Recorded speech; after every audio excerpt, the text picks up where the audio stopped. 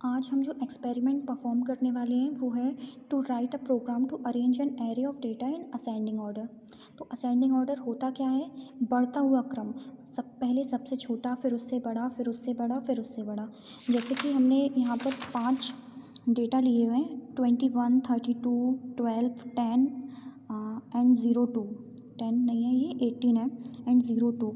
तो इसको ascending order में लगाना है, मतलब सबसे पहले आएगा सबसे छोटा 02, सबसे छोटा है, देन उसके बाद 12, देन उसके बाद 18, देन 21, देन 32। ये होगा उसका असेंडिंग ऑर्डर।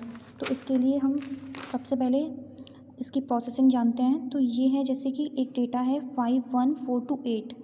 तो सबसे पहले क्या होगा कि ये दो डेटा, आगे की जो दो डेटा हैं इनको कंपेयर कराएगा।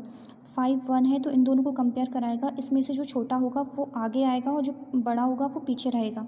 तो जैसे कि 5, 1 था तो यहाँ पर ये 1, 5 हो गया है। देन स्वाइप अप होगा, ये आगे स्वाइप हो जाएगा नेक्स्ट 2 डिजिट के लिए। तो ये फिर 5 और 4 को कंपेयर कराएगा। तो 5, 4 में से 4 अगर छोटा है तो 4 आगे आ जाएगा, तो ये 4, 5 हो जाएगा। देन ये कंपेयर कराएगा 5 और 2 को। तो 5, 2 को कंपेयर कराएगा तो ये हो जाएगा 2 और 5, 2, 5। देन ये कंपेयर कराएगा 5 और 8 को। जब ये 5 और 8 को कंपेयर कराएगा तो यहाँ पर आएगा 5 और 8, क्योंकि 5 छोटा है और 8 बड़ा है। इस तरीके से ये असेंडिंग ऑर्डर अभी 2 डिजिट को कंपेयर कराने पर बन गया है। देन ये अगेन 2 डिजिट को फिर से कंपेयर कराएगा। जैसे फर्स्ट जो 2 डिजिट हैं 1 और 4, इनको ये कंपेयर कराएगा। तो उसी तरीके से ये पूरी प्रोसेस चलेगी और ये 4 टाइम्स होगा। अगर 5 डिजिट हैं तो वो 4 टाइम्स कंपेयर होंगी, अगर 6 डिजिट्स हैं तो वो 5 टाइम कंपेयर होंगी। ओके। देन ये है प्रोग्रामिंग। प्रोग्रामिंग में क्या है, सबसे पहले MVI-C04, ये 04 दिया गया है कंपेयर कराने का, जो कि जैसे 5 डेटा हम यूज़ कर रहे हैं तो वो 4 टाइम्स कंपेयर होंगे। तो ये 04 है। देन C के डेटा को B रजिस्टर में मूव किया गया है।